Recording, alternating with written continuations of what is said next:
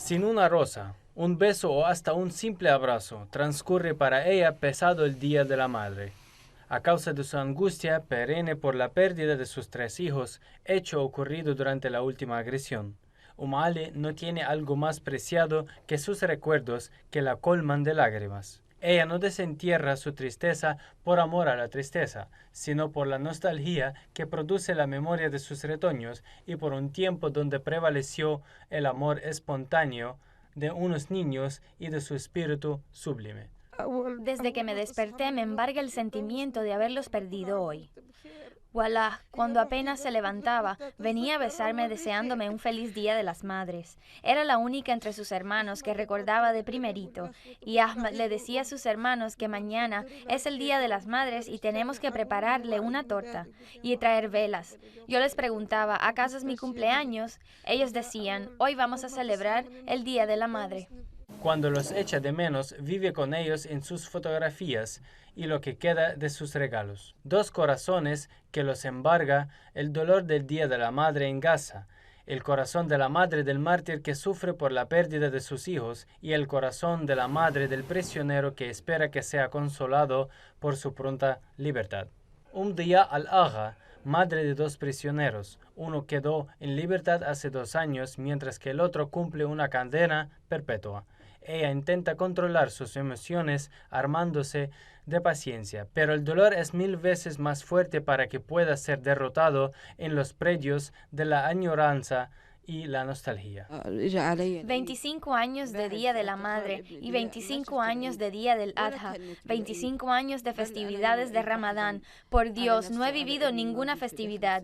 Después de la detención de mi hijo Día, no volví a disfrutar de una celebración. Más bien, en la ocasión de una festividad, me siento triste por mi situación y la de mi hijo que se encuentra en la cárcel. Con el correr de los años y el avance de la edad, su mayor temor es que la muerte la sorprenda o que su muerte la sorprenda antes de que sus ojos vuelvan a nutrirse con su presencia.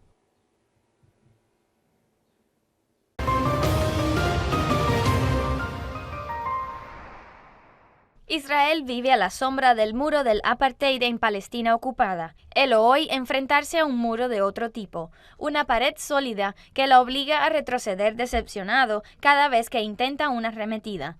Actualmente aumentan los ataques israelíes entre Líbano y Siria. En cuanto a sus incursiones contra Damasco, Israel ha recibido la respuesta apropiada, que al decir de Bashar al-Jafari, esta tendría que sacar 1 millón de cuentas antes de considerar una segunda ronda. Mientras que en el Líbano, Israel no termina nunca de sacar cuentas. Notamos ahí que hubo hasta un cambio de estilo, ya que Israel, quien se acostumbró a dar al traste con las resoluciones del Consejo de Seguridad, ahora le pide a la organización internacional y a su aliado Estados Unidos presionar al Líbano para detener las gestiones del ciclo de licencias para la extracción de petróleo y gas en los bloques libaneses del sur. Es el muro de la resistencia lo que la inmoviliza, pero también es el muro de la cohesión del Estado y particularmente el hecho de que la gestión presidencial se aferra a sus posiciones nacionalistas. Israel no puede impedirle al Líbano extraer su gas y petróleo y que invierta en ello, pero apuesta por el vandalismo, alega que la perforación se produce en una zona en disputa y pide ejercer presión. Pero la respuesta oficial libanesa esta vez es contundente. El ministro de Energía, Cesar Abi Khalil, uno de los ministros del Movimiento Patriótico Libre en el gobierno libanés, declara que el Líbano no renunciará a sus derechos petroleros en sus aguas, aclarando que el Líbano tiene derechos soberanos sobre su riqueza y no retrocederá, sean cuales fuesen las amenazas. Esta no es solo la declaración de un ministro, ahí se expresa la posición del Estado, una posición del Estado libanés bajo la gestión del presidente Michel Aoun, quien muchos esperaban que retrocediese en sus posiciones nacionalistas al momento de entrar al palacio presidencial de Baabda, pero a quien vemos dando un vivo ejemplo de firmeza y lealtad a la patria. Gadi Eisenkot dramatiza sus declaraciones señalando que el objetivo de la próxima guerra con Hezbollah sería el Líbano, otro intento de Israel para abrir una brecha entre los componentes del cohesionado Estado libanés, el cual ha sido abortado por el propio Estado. Un ministro en el gobierno afirma que no se da marcha atrás, sean cuales fuesen las amenazas, y el secretario general de Hezbollah señala en más de una ocasión que quien intente tocar las futuras instalaciones de petróleo y gas en aguas territoriales libanesas verá a sus instalaciones afectadas, y él sabe que el Líbano puede hacerlo. Y si ustedes vuelven, nosotros volveremos.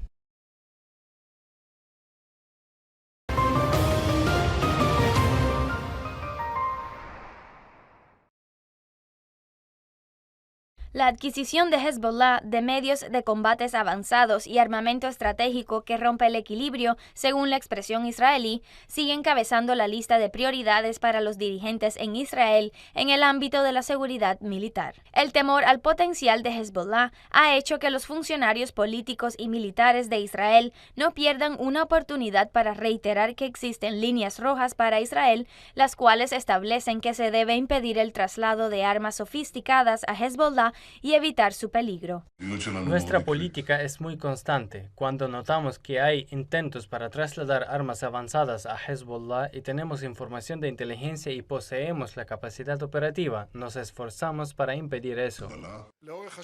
Hezbollah continúa con sus esfuerzos para apertrecharse con un armamento más letal y más preciso. Nosotros protegemos nuestros intereses en el campo de la seguridad, impidiendo el traslado de armas a Hezbollah, y haremos lo posible para lograr esto también en el futuro.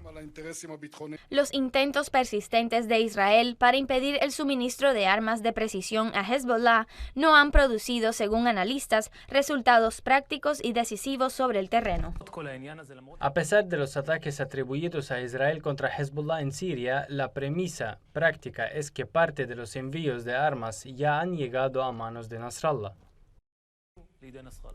Dicen observadores que Israel sabe el crecimiento dramático de Hezbollah, apertrechando con más de 100.000 misiles, y agregan que el desafío israelí radica en el hecho de enfrentar a cientos de misiles de largo alcance, precisos y pesados, y que cubren cada punto en Israel, lanzados con una frecuencia de fuego dramática que alcanza los 1.200 misiles al día.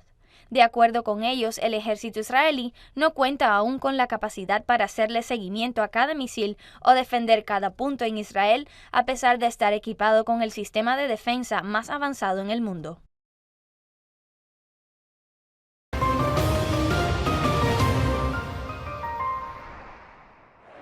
En medio de las festividades argelinas, con motivo de la celebración de la victoria que se produjo después de arduas negociaciones que obligaron a Francia a reconocer a Argelia y a retirarse de su territorio, los argelinos se vieron sorprendidos por la declaración del gobernante del Emirato de Sharjah, Sultán bin Mohammed al-Qasimi, quien cuestionó la lucha de los revolucionarios y los combatientes durante la revolución. Las declaraciones provocaron un repudio político y condena de parte del partido gobernante, el Frente de la Liberación Nacional. Le informo a quien pretende decir que Francia nos otorgó la independencia, que este es un documento que prueba que fui condenado a muerte por ser un combatiente. Quien quería otorgarnos la independencia no asesina a 1,5 millones de argelinos y ni permanece más de un siglo usurpando nuestras riquezas. El gobernante del Emirato de Sharjah, y durante un encuentro con los editores de los periódicos y los medios de comunicación árabes en la Feria del Libro de Londres, mencionó un texto histórico que incluyó al expresidente francés Charles de Gaulle, en el que dijo que la independencia de Argelia fue lo que describió como un gesto inteligente de parte de Gaulle, quien quiso ganar la simpatía de los árabes. De Gaulle apreciaba a su ministro de Cultura y siempre lo sentaba a su lado en las reuniones oficiales. Una vez le susurró al oído diciendo que si quieres ganar el aprecio de los árabes que quieren a Gamal Abdel Nasser, otorga la independencia a Argelia y ganarás a todos los árabes, y eso fue. La familia revolucionaria argelina condenó las declaraciones y las describió como erradas y falsas, y le exigió a los Emiratos Árabes Unidos disculpas y respeto por los sacrificios del pueblo de Argelia, mientras que otros furiosos le reclamaron al Ministerio de Exteriores argelino convocar al embajador emiratí para cuestionarlo sobre los motivos de semejantes declaraciones. Este hombre no conoce la historia y nosotros no nos quedaremos callados ante quien cuestiona nuestros sacrificios. Más bien nosotros le exigimos que se independice de las bases estadounidenses y francesas que se encuentran en su territorio. En las redes sociales fueron lanzadas campañas exigiendo disculpas y no negar a los mártires de Argelia.